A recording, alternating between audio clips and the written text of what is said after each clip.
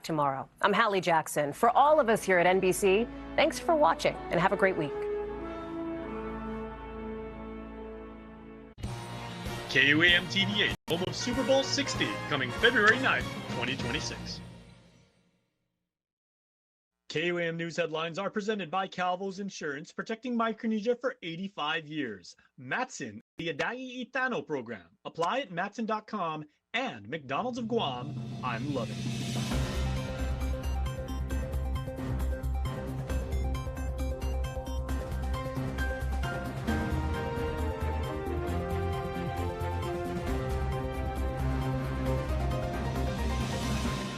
On KUAM News Primetime.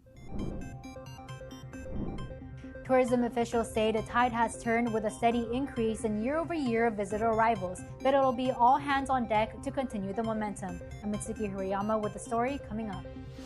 Supporters of Bill Number 4 say automatic wage increases would help Guam's workers keep up with rising costs, while opponents warn it could strain small businesses already operating on thin margins. I'm Nevaeh Anderson with details on the debate coming up. And a Saturday night crash turns deadly, marking Guam's first traffic fatality of the year. We are coming to you live from the KUAM studios here in Harmon and broadcasting to Guamanians all over the world. And we thank you so much for tuning in. Hafa everybody. I'm Jason Salas on behalf of all of us here at KUAM News. These are tonight's top stories. Well, 2026 is marking 6 years on the road to recovery since the COVID-19 pandemic devastated our island's tourism industry, our #1 industry, and put a screeching halt to record visitor arrivals. Now, while our community has yet to break past 1 million arrivals since that time, tourism officials are saying the momentum is here, and together with the help of our community, that goal is now closer than ever. Having this dialogue, a continued dialogue, and talking about our very... After scathing remarks from Tourism Oversight Chair Senator Jesse Lujan, who gave GVB management this ultimatum. There is drastic changes in how this mobilization is led and run, and until we see real results, don't come asking for money. As reported, Lujan warned senators will not support additional major tourism financing, including another hot bond, without significant reforms and measurable results. On Monday, Bisco Elite outlined in detail where public funds are being put to use, touting GVB's success with various marketing events like the Guam International Dance Festival, the Tumon Night Market, overseas partnerships, more in the works. One such partnership currently underway, hosting Korean professional baseball team Samsung Lions on Guam for their winter training camp. Additionally, a lot of the Korean press will cover their training here on Guam and give us some additional media awareness. In FY 2025, visitor arrivals to Guam saw about 45% of pre-COVID levels, or some 700,000 arrivals. GVB's goal has been to break past the 1 million visitor mark for the first time since the pandemic. While they say a, quote, perfect storm of factors out of their control, like Typhoon Mawar, weak foreign currencies, and air supply challenges, have hindered meeting that mark, they say momentum is now on their side. But Biscoli says they'll need, quote, all hands on deck and the continued support of the whole community to push forward. So we're asking our community to, again, help participate. There's a number of different events and opportunities for folks to, jump in and help out where they can, help keep Guam beautiful. And it really is a community effort. Mitsuki Hirayama, KUAM News. All right, Mitsuki, thank you very much. Very intriguing story. All right, also making island news headlines tonight, Guam's Finest is investigating a fatal auto motorcycle crash that claimed the life of a 52-year-old man Saturday night, marking our community's first traffic fatality of 2026. GPD has identified the victim as Sonny Vasquez, the operator of the motorcycle. Police say next of kin has been notified, and according to GPD, their dispatch received a report of about 5:45 p.m. on January the 24th of an injured man at a residence in Dedido. Medics responded and determined that Vasquez was pulseless and not breathing. He was transported to Guam Regional Medical City, where he was pronounced deceased at 9:22 that evening. Police later confirmed the incident stemmed from an auto motorcycle crash, with the driver of the vehicle involved being interviewed by officers on site. On Saturday night, GPD closed both northbound and southbound lanes of Route 28 near Talanhatsun Astumbo as units conducted the investigation, causing traffic delays in the area. The crash remains under investigation for the time being, and no additional details have been released. A statement, though, says GPD extends its condolences to the family and friends of Mr. Vasquez, as do we. Well, the debate in other news over how much Guam's minimum wage should rise and how often continued as senators heard varying perspectives from stakeholders during Bill 4's second public hearing last Friday. Nevaeh Anderson has this report. The second public hearing on Senator Joe San Augustin's Bill No. 4 focused on whether tying Guam's minimum wage to inflation is a long-term solution or a risk for an already fragile economy. The bill proposes automatically adjusting the minimum wage each year using Guam's Consumer Price Index, rounded to the nearest 25 cents. If applied today, the formula would raise the wage from $9.25 to more than $11.50, an increase of about 24%. Earlier this month, business leaders in the Guam Chamber of Commerce warned such a jump could strain employers already dealing with rising labor, shipping, fuel, and utility costs, arguing that minimum wage is meant as an entry-level baseline, not a living wage. Public testimony this week included resident Mary Lizama, who stated Guam's high cost of living is shaking the stable foundation that employment with the government of Guam should guarantee. Even with our pay, it's just not enough. Fellow resident Phil Cruz testified that many of the people most affected by minimum wage decisions were not present in the room. Look across the street right now. That's your minimum wage earners. But a lot of these people are going to say, oh, they're lazy. Some probably got mental health issues, maybe are ill, or don't have the attire to come here. They will have a different story than what these people said, and I respect these people. Cruz questioned why a modest increase continues to draw resistance. These people only want $3. Jesus Christ. And we're going to cry over that? Small business owners, however, urged senators to consider the economic ripple effects. Cafe Hava Java 671 owner Richard Kimbao said food and beverage businesses operate on extremely thin margins, with labor costs already being their largest expense. I believe in fair wages. I believe in dignity for workers. My testimony today is not about opposing workers. It's about whether small businesses on Guam can survive this proposal as it is written. He warned that even incremental increases add up quickly, and costs cannot be absorbed when sales are flat or declining. And from an analytical standpoint, University of Guam School of Business and Public Administration Dean Dr. Roseanne Jones cautioned against placing Guam's minimum wage on what she described as autopilot, noting the island's economy is smaller and more federally dependent than states using similar systems. We need the ability to be nimble and flexible and responsive, not on automatic adjustment. Finally, Guam National Association of Social Workers Policy Chair Malia Salisbury voiced their support for the measure, linking low wages to broader social and economic instability, while income caps on assistance programs also leave many families exposed to financial emergencies. The fundamental purpose of a minimum wage is to establish a baseline level of earnings that prevents families from falling below a socially acceptable income threshold. Enhancing the minimum wage to meet inflation is an essential step to promoting economic reform and securing economic justice for our working class people.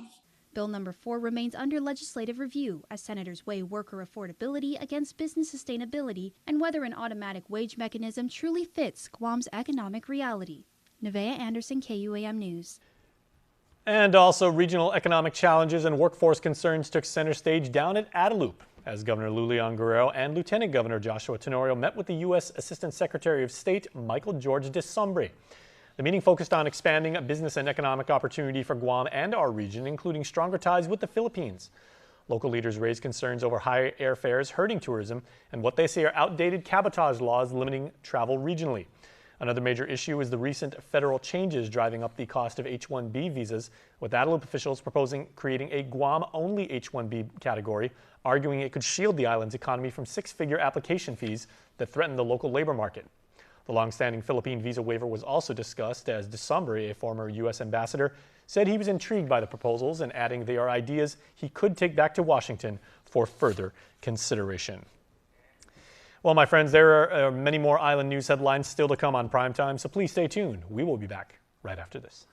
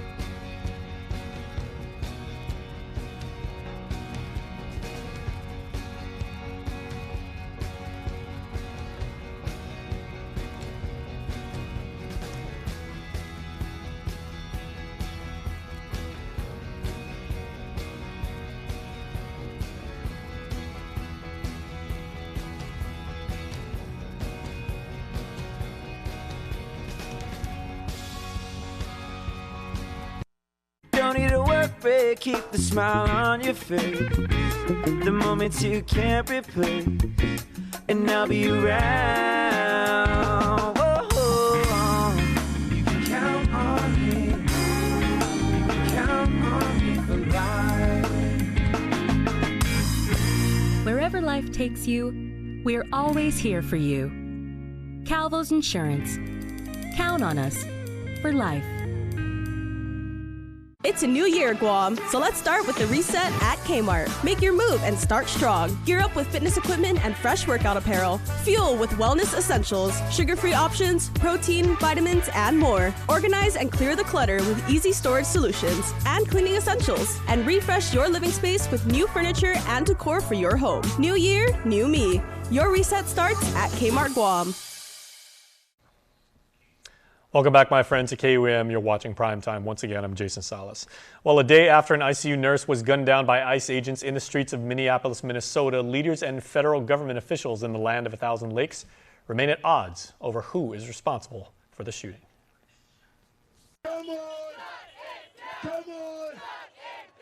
Tonight, tensions flaring. It is our duty, it is our right. Crowds back out on the streets in Minneapolis, demanding answers after 37-year-old Alex Preddy was shot and killed by a federal agent Saturday morning. The shooting itself captured by several witnesses. Federal officials say Preddy approached Border Patrol agents armed with this semi-automatic handgun and violently resisted attempts to disarm him. The agents, according to DHS, were conducting a targeted operation. We can't have individuals that are impeding law enforcement operations and then showing up with guns and weapons and no ID and confronting law enforcement like that. State and city leaders say what they've seen doesn't match the account. This latest incident coming 2.5 weeks after the fatal shooting of Renee Good. This is an inflection point, America. So my question is, what's the plan, Donald Trump? What is the plan? Sisters Andrea and Stacy Saros arrived at the scene immediately after the shooting. What is it that makes you emotional? Because why? This is not necessary. Leave. I don't know how these people sleep at night. And in a lawsuit filed in U.S. District Court against DHS Secretary Kristi Noem and other Department of Homeland Security officials, a pediatrician filed a sworn affidavit declaring that instead of administering CPR to Preddy, the agents appeared to be counting his bullet wounds. DHS did not reply to our request for comment Sunday, but has said medics immediately tended to Preddy. His family says he was an ICU nurse at a VA hospital in Minneapolis, remembering him as a kind-hearted soul and a good man. He cared about people deeply, and he was very upset with what was happening in Minneapolis. He loved this country, but he hated what people were doing to it. Preddy's parents rejecting the administration's claim their son was a threat, as calls grow louder for federal officers to leave the city. Let's get back to news about the island now. As the Department of Public Health and Social Services advises the public that due to issues surrounding connectivity, SNAP and cash assistance benefits were not successfully loaded onto client EBT cards on Friday. Now, the Office of Technology is actively working to resolve the issue, with the agency apologizing for the inconvenience. Clients are therefore advised to check their EBT card balance after 7 p.m. on Monday, that's tonight, by calling the customer support number on the back of your EBT card or logging into the mobile app or checking out the website ebtedge.com. That's ebtedge.com. For more assistance, you can contact the Bureau of Economic Security at 671-300-8853 or 671-300-8872. Public Health does thank the public for their patience and their understanding. Elsewhere on the island tonight, WestCare Pacific Islands is setting its leadership for the year ahead, announcing its 2026 board leadership and expanded regional board structure across Micronesia. The nonprofit organization confirmed new board chairs for Guam, the Commonwealth of the Northern Mariana Islands, and the Republic of Palau, along with a regional board chair to guide governance and ensure continued quality services throughout our part of the world. Now, locally, Maria Leon Guerrero, of course, who is the Executive VP and Chief Operating Officer of the Bank of Guam, will serve as the chairperson of the board. She brings extensive experience in finance, education advocacy, and community leadership. To our neighbors about 100 miles up in the north in the CNMI, Tiffany Chrysostomo, the Chief Operations Officer for Business and Quality Assurance at the Commonwealth Healthcare Corporation, has been named board chair, offering a strong background in healthcare operations, patient safety, and systemic improvement. Palau's board chair is Sanya May Okeril, the chief of the Division of Juvenile Justice within Palau's Bureau of Public Safety, a longtime youth advocate, and she is the first woman of Palauan descent to graduate from the FBI's National Academy. Leading the regional board is Guam's own Mark Mendiola, a longtime public servant and nonprofit leader who will guide WestCare's mission and services across the Micronesian region. WestCare Pacific Island says the new leadership reflects its commitment to strong governance, local insight, and expanding across the various communities that they serve. Congratulations to the leaders selected there. We've done many stories on them. Good people. All right, moving on. The Department of Public Health and Social Services, in other news, is inviting current and prospective cannabis industry stakeholders to attend the Cannabis Industry Regulation Annual Summit. It's an all-day event taking place on Thursday at the Central Community Arts Hall, that's in Sinania, from 8 in the morning until 5 in the afternoon. The summit will provide a comprehensive overview of our island's cannabis industry, including the current regulatory landscape, licensing requirements, and the history and development of the program. Attendees will also get a preview of Metric, the state-mandated seed-to-sale tracking system designed to support compliance, transparency, as well as public health and safety. Teresa Areola, who is, of course, the Director of Public Health, says, and I quote, "The goal of this session summit is to ensure stakeholders have a clear understanding of what it is now and how we intend to move that industry forward." Now, space is limited and registration is required. And if you'd like to learn more about this story, just check out our website at KUAM.com. Now for a look at your world at home. The overnight winds and rain this past weekend left us with amazing sunsets with a beautiful array of color. Here's a look from Gillian.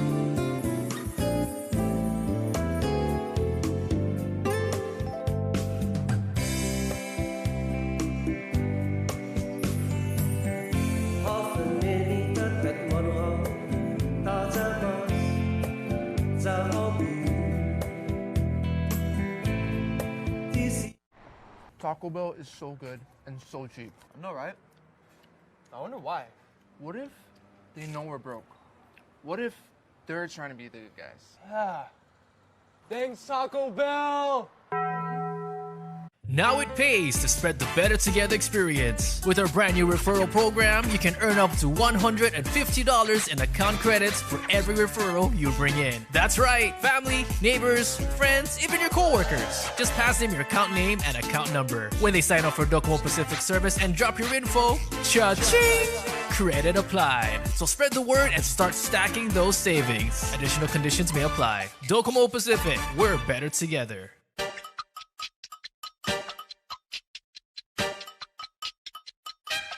Wesley kicks out. Simon, big three. Oh, baby!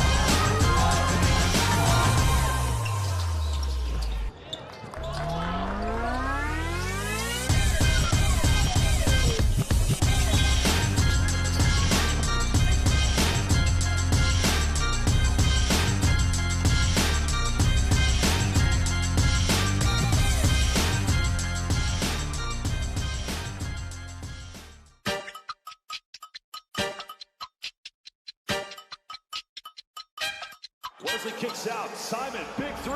Oh, baby!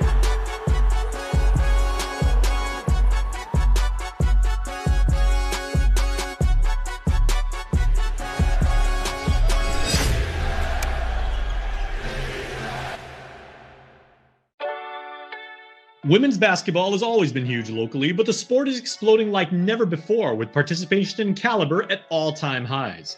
And to prepare the next roster of talent to compete for our island, a showcase was held for the under-15 and under-16 Guam girls national select teams. We really want to grow the girls program here on Guam and grow the girls basketball on Guam. So we wanted to hold a showcase early 2026 just to get all the prospects together, getting them a showcase, and have them assembled early so that we can get ready for future competitions we have for Guam basketball and FIBA competition. Next high school season, sophomores and juniors trained together and against each other under the watchful eyes of a who's who of Guam Hope's coaching talent on hand, who gave feedback, instilled confidence, and evaluated every play. Just effort is a big one, especially at this age. Commitment, you know, are they really interested, or are they just in it for the socials? And that, I mean, just from the starting point, that usually kind of foreshadows a lot of how their summer or their season will go, depending on how much they've been putting into, you know, their game leading up to whatever season or tournament that they're going to be playing. Off the court, over in the weight room, more work is being put in with training workshops to preach not only physical conditioning, but discipline to stick with it and get the job done. So we got to have them stay consistent. It's always a big problem with a lot of athletes, so staying consistent is important. So we always talk about the importance of always being here, not missing any gym sessions. Overall, these young women are working on the schemes, defense, tenacity, and communication they'll one day use to represent us in international events like the Micro Games, Pacific Games, Mini Games, and much more. The ladies adapt the concepts faster than their male counterparts, and in some cases, also show more grit. There's been a lot of growth in girls basketball, and yeah, middle school, high school, there's a lot of talent out here, right? I think we could really develop the girls here on Guam, so we really wanted to bring everybody together and get them going together. Yeah, different schools, all the girls are from different schools playing together, playing against each other, so really good just to see the whole community of girls basketball here getting after it. It's a fun weekend event with serious business, as it pays massive dividends for the trajectory of the women's game locally and how we compete against the world. Definitely the most attendance that I've seen, at least in recent memory. So just having girls that want to be here, that want to show up, you know, even if it means that they don't make the team, but they still want to be a part of the program, it says a lot. It really does. The girls are pretty strong. Yes, sir. Stronger than a lot of the boys. Girls, obviously, they follow directions with the drills and everything a little better than the boys, but they really get after it. I think as far as coaching, just being coachable, being a student of the game, with a bunch of hard work and commitment from Guam basketball and from the girls, I think we can really make something special happen here.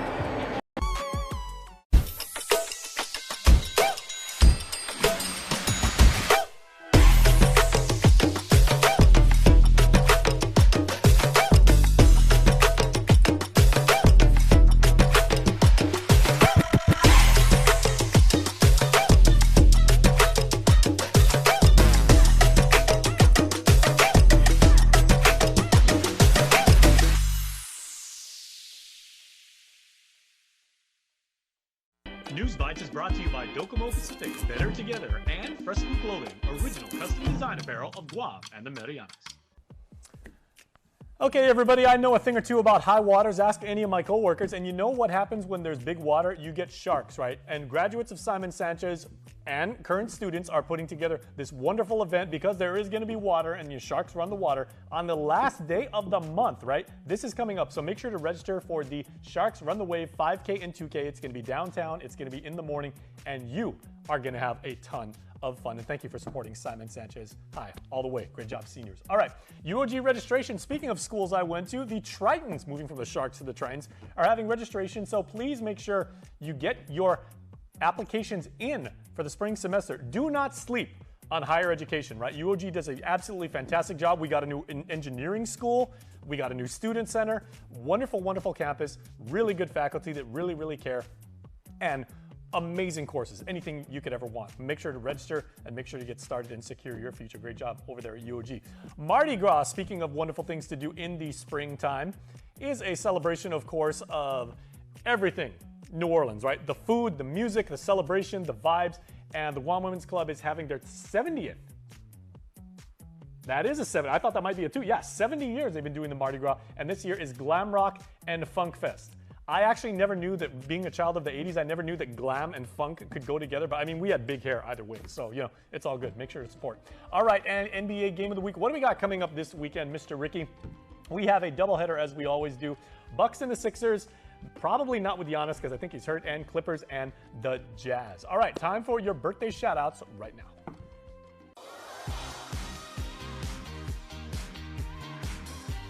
Happy birthday to Derek James Cruz, and your shout out says, wishing you the very best, happy and blessed birthday. Shout out coming from the Supreme Clan, who says, enjoy your special day.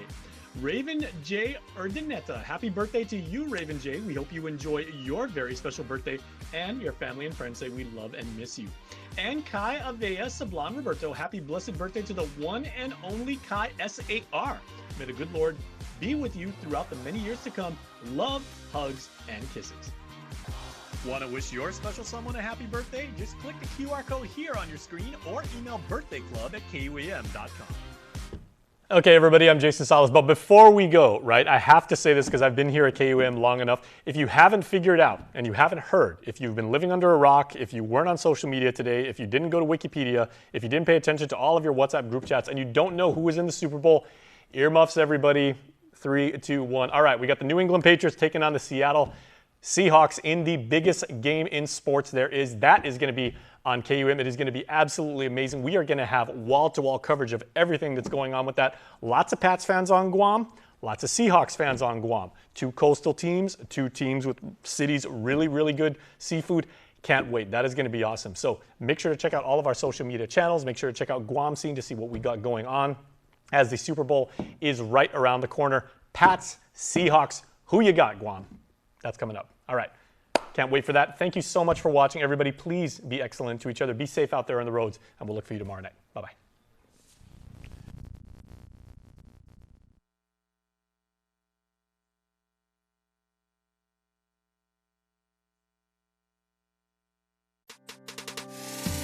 It's the One Micronesia Show, brought to you by Bank of Hawaii. Reach your possible.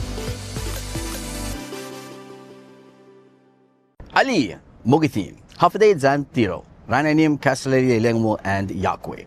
Happy New Year and welcome back to another episode of the One Micronesia Show. Now, before we get to the big show, I'd like to give a huge shout out to my new sponsors, Bank of Hawaii. Thank you so much. Mahalo, Sejus Maasi, and Kamugal. So here we go. We kick things off with Pohnpeian doctor and now author, Dr. Joseph. Check it out. Our first guest is Dr. Jalkin Joseph, a medical doctor whose path to medicine began in Pohnpei, continued through Guam and to military service, and ultimately led to becoming an American doctor. Dr. Joseph recently published his book, Becoming an American Doctor, a deeply personal account of perseverance, identity, and purpose. We began our conversation by talking about how the idea of writing this book came to life. So, you know, I wanted to write the book because I wanted to share my experience with our community, the Micronesian community, and hopefully inspire the next generation of Micronesians to pursue the careers in medicine and hopefully become a doctor, because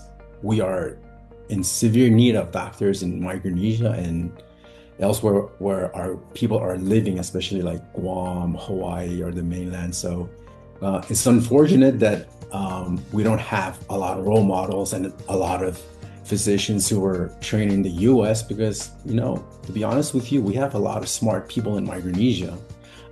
We just don't have the pathway that is well established for us to follow, or we don't have role models, like I said. So one of my motivation is that, you know, when I realized that I was the second Pohnpeian to ever graduate from a U.S. medical school, it kind of hurts me a little bit, because it's not because we are not smart enough to become doctors. It's just that, you know, there's not a lot of opportunities. And I realized that between the first guy that became a doctor here, the guy's name is Dr. Leandro Albert. He graduated from the same medical school that I went to in 1982 when I was 1 year old. And when I graduated from medical school, I was 37 years old. So it's been like a 36-year span since another person or another Pohnpeian graduated from a U.S. medical school. So I was like, man, that is something that we really need to address and fix in the future. So that plays a lot into me writing the book, just to make sure that, I'm sharing my journey with the Micronesians and hopefully providing some things that I did well and some of the mistakes that I did, and hopefully so that they don't have to make the same mistakes. So in the book, Dr. Joseph shares many challenges he faced navigating new environments, cultural expectations, and the demanding path of medicine. Yeah, so the book, basically talk about my entire livelihood, right? I'm still young, I'm in my 40s, but it talked about my upbringing in Pohnpei from a modest beginning, right? So it talks about some of the influences that I had growing up. I talk about my family and my friends and my educational system, but I felt like I have to give context of Pohnpei, Micronesia, and FSM to the outside audience, right? Because if you're not familiar with that, my story probably won't make sense to you. So I spent the first chapter talking about our history of our island and our country and why it's relevant to the United States. And I talked about the fact that a lot of Micronesians migrated outside of Micronesia into the US for better opportunities, education, and joining the military, which I did all of those. So I kind of took like a traditional pathway that most young Micronesians take. I just got lucky at the end because I had some discipline, and I was good in school. So therefore I was able to get into medical school and become a doctor and finish all the training. The book itself, it is good because it talks about success, but it also highlighted some of the challenges that I face and the things that I wish that I did better when I was a child. And hopefully that message will linger on to the other Micronesian students who are wishing to follow the same path, to tell them that to start doing things now before they reach medical school. We spoke about his recent visit to his home in Pohnpei, a meaningful trip that allowed him to reflect on how far he's come and the roots that continue to ground him. Well, it's every time I'm planning a trip back home, I'm always happy because I get to see my family and my parents. My parents are still living there, so it's always a positive thing for me every time I go back home. But I have to admit, this trip is a little bit different because in the book, the last chapter of the book, I talked about the healthcare in Pohnpei, and I talked about the issues that we're having at the hospital, and I also talked about some of the solutions that we can do. In addition to increasing funding and buying more equipment and a CAT scan machine, one of the most important that we can do is increase the number of physicians that are working at the hospital. And since we are very short in physicians in Micronesia, one of the programs that helped us in the past is the PPMOT program, or Medical Officer Training Program. So that trip was previously planned before I published the book. The book just happened to publish around the same time that I'm making the trip. So I kind of worked work the book into my schedule already. So my trip is very packed with meetings. And in between the meetings, I was able to talk to some folks and show them the book and talk about the book a little bit. But the main purpose of the trip was to go down there and try to talk to the stakeholders in Pohnpei and within the national government, and to try to elicit their appetite for restarting the new program, right? So I was very humble because we were very well received by the community. We went to meet the national government. We met with the Assistant Secretary of Health. We presented our proposal and presented some of the data that we had from the previous program, and everybody agreed that we need to do something now, because if we don't, then our scenario will just get worse in the future. But other than the national government, we also had a chance to meet with the governor and talk about the same thing. We also met with state legislatures, talked to the speaker of the Bombay State Legislature, and also we went to the hospital, toured the hospital, and talked to the medical director or the Department of Health director, and we also met with the doctors that are working at the hospital and kind of chat with them a little bit, ask them their opinions about the program or things that they needed. So I would say that it was a successful trip because we were given the opportunity to learn what they think about the program, and I would say that we're on the right path, and there's a lot of excitement behind it. So hopefully we'll continue on this momentum, and hopefully something will turn out within the next 5 years or so. But it will take a lot of political will and sacrifice and a whole lot of money for us to restart the program. But like I said, I mentioned it in the book that I wanted to start the program, and I went down there to try to advocate for the program. So I felt like, I just didn't put that idea in the book. That's not an idea. It's a goal that I wanted to do. So I was very, like I said, I'm very happy that I was able to do it and do it in that manner that worked out well for us and for the community. Yeah. So the book itself, it's on Amazon. However, if you can't buy it or afford it, and I can give it away for free, because my goal is to share the message, and the message is the most important thing. But I would like to say that one more thing. It's to become a doctor, it takes a lot of work and sacrifice, right? So one of the things that I want to mention here is that, when before I went to medical school, I was in the Imiahola program, and I spent a year in that program. And that program is very good for our people, because that's the program that has worked for us for the past 30 years. It's a highly competitive program that requires pure dedication and discipline. So when I was in that program, I missed the birth of my son. And I didn't see my son until my son was already 4 months old, because if I have to fly back home and see him, I will lose a lot of time and focus. And so therefore we decided that I couldn't do that.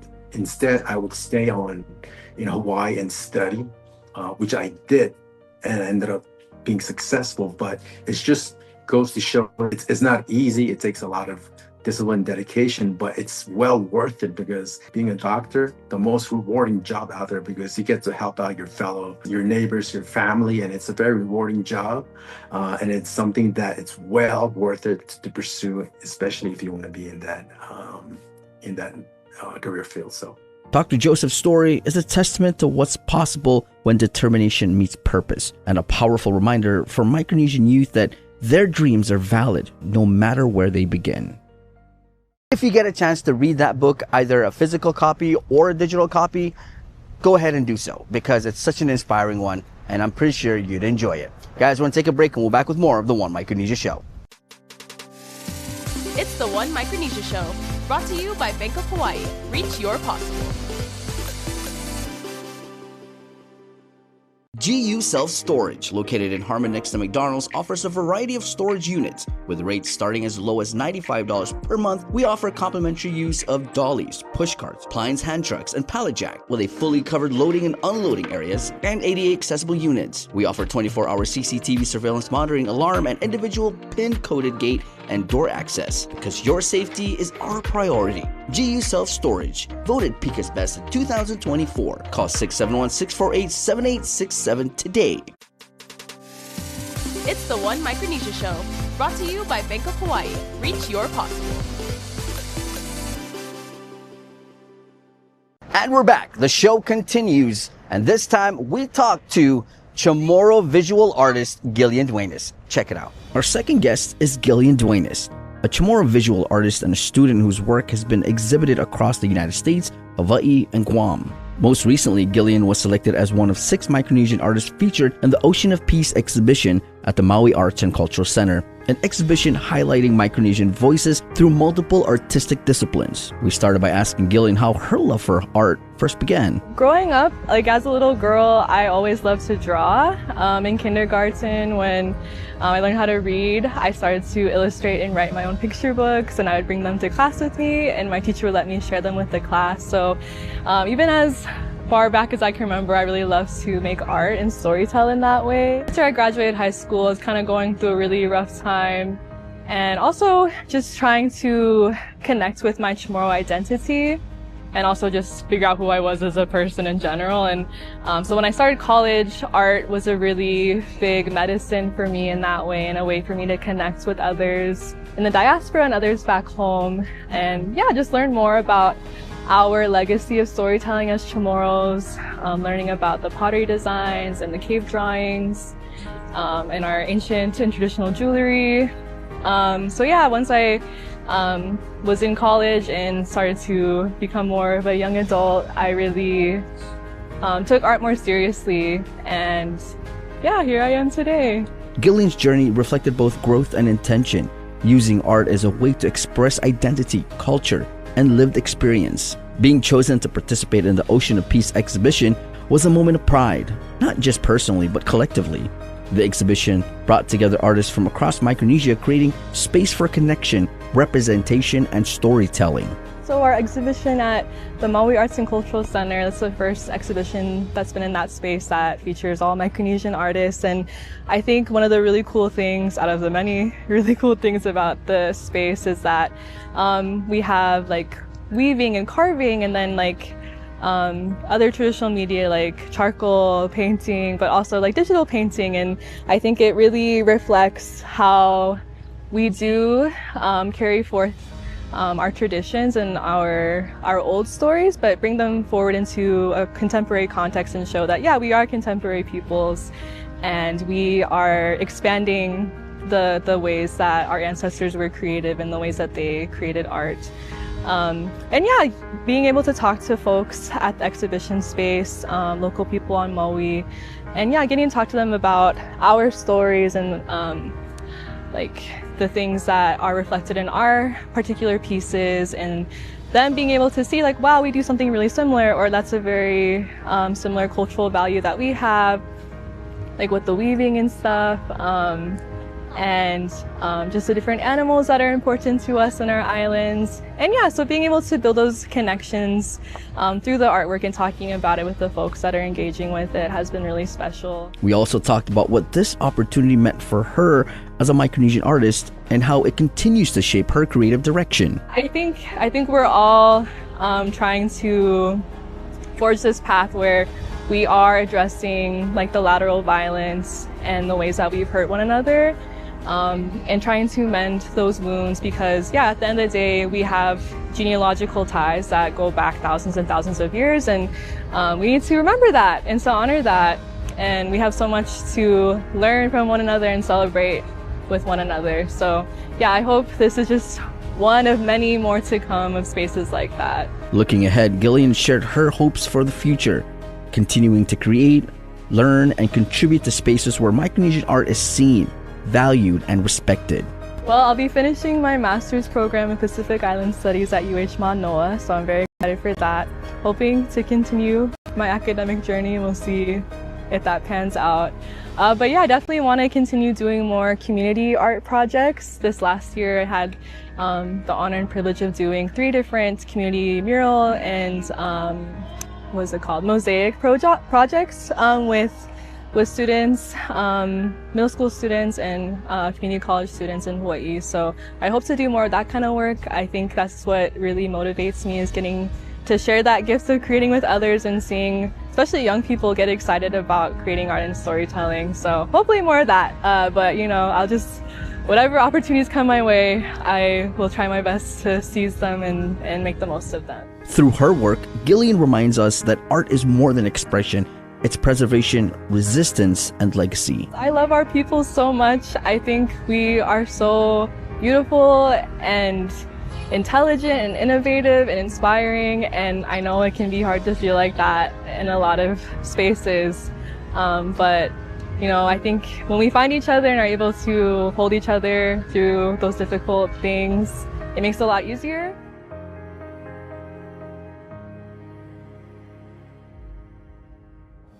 Thank you so much, Gillian, for your time. And guys, if you guys want to go follow her and support her, go do so on her social media. Guys, I want to take a break and we'll be back with more of One Micronesia Show. It's the One Micronesia Show, brought to you by Bank of Hawaii. Reach your possible. Guam's auto appearance specialist, Elegant Reflections, has been providing the automotive industry with professional detailing and car care products at its highest quality, from complete detailing, full interior detailing, exterior detailing, headlamp restoration, hand washing, seat and carpet shampoo, engine degreasing, undercarriage cleaning, paint sealant, fabric protection, paint oxidation removal, and so much more. Visit us at our new location. Call 646-5555 for an appointment. Elegant Reflections, Guam's auto appearance specialist, over 20 years of experience. It's the One Micronesia Show, brought to you by Bank of Hawaii. Reach your possible. The One Micronesia Show continues, and now we talk to John Howard, the founder of FAS, a group here on Guam who does amazing things from sports to community work. And for this one, they did an end of the year event where they cleaned up and they barbecued for the homeless. Check it out.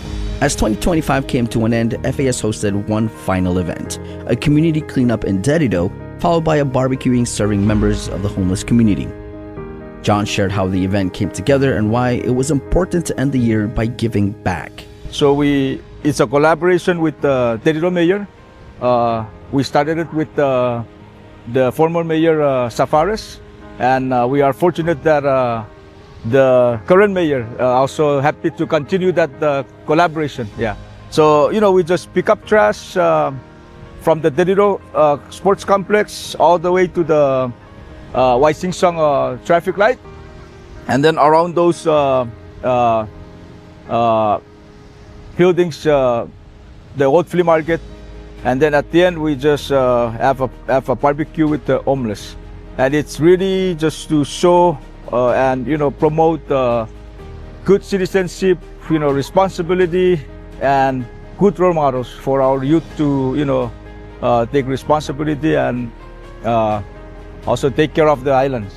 Pick up the trash, and the homeless community is always the less fortunate. So we want to have that also space for them to just enjoy that special moment.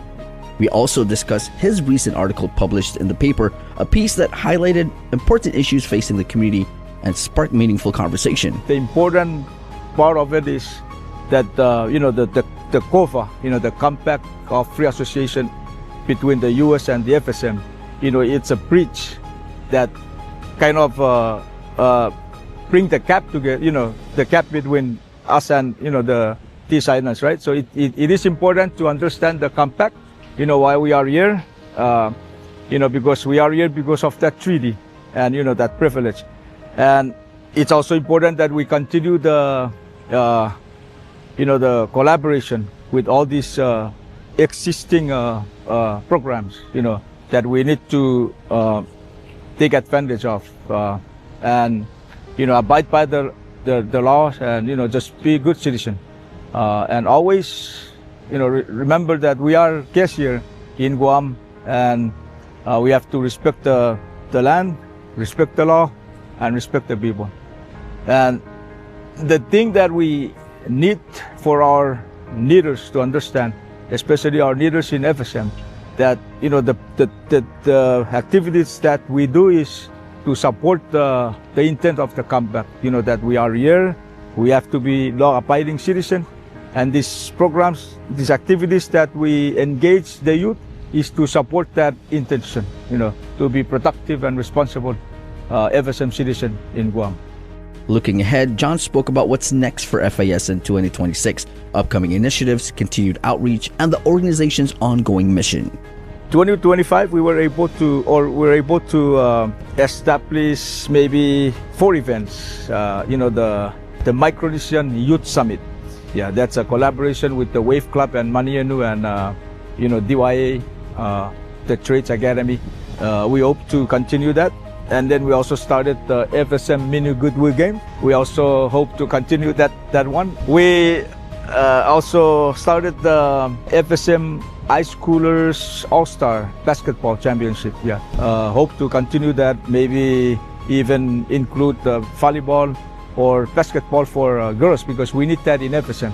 The last one, I think the friendship games. We like to continue this friendship game that we, between our islands. We went to Panapay, but this year we like to go to Balao. And the beginning of this year, we will have the FAS Yamaha fishing therapy. Yeah, that's gonna be happening also next year, 2026. John's work reflects the power of consistency, compassion, and community-driven leadership. Well, we just want to thank you, especially the leaders that continue to support our efforts in keeping our youth engaged and busy with our positive activities.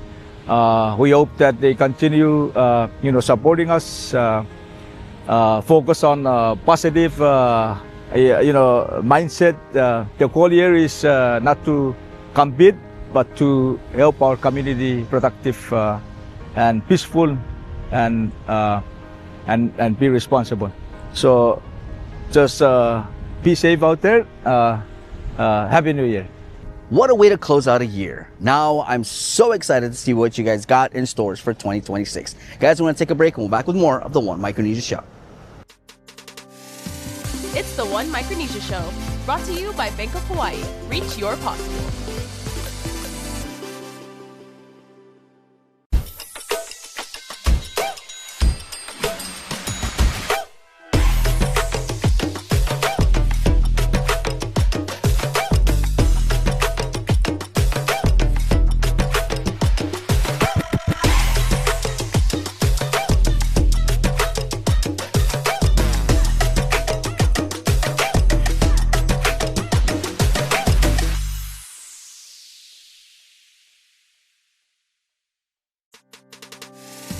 It's the One Micronesia Show, brought to you by Bank of Hawaii. Reach your possible. And we're back. But before we close out, it's now time for the One Mic Jam Sesh. Let's go.